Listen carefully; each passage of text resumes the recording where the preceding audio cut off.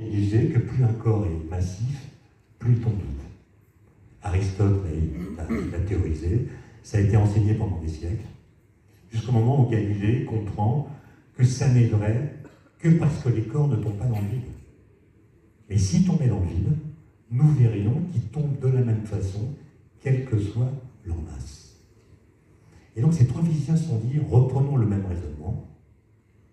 Peut-être que le modèle standard est juste, et c'est nous, les physiciens, depuis Newton, qui nous trompons sur le concept de masse.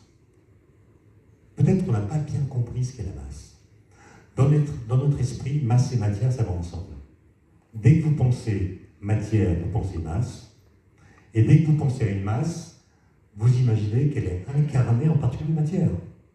Donc masse et matière sont deux concepts qui, dans notre esprit, d'une certaine façon, ne font qu'un. Et eux disent peut-être c'est faux. Peut-être que notre esprit nous a trompés. Peut-être que la masse des particules élémentaires n'est pas une propriété qu'elles possèdent en propre, mais une propriété secondaire qui résulte de leur interaction avec le vide, qui n'est pas vide. Et donc ils ont imaginé que partout dans l'espace, il y a ce qu'on appelle un champ quantique, en l'occurrence un champ scalaire, qu'on a appelé le champ de Higgs. Et les particules qui sont sans masse, comme le prédit le modèle standard, interagissent plus ou moins fortement avec ce champ.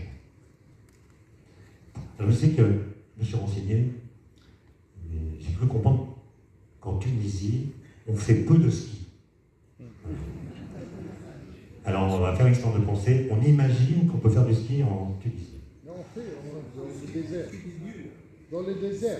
Oui, Ski de sable. Écoutez, moi je vais prendre un truc classique avec des champs de neige, si ça vous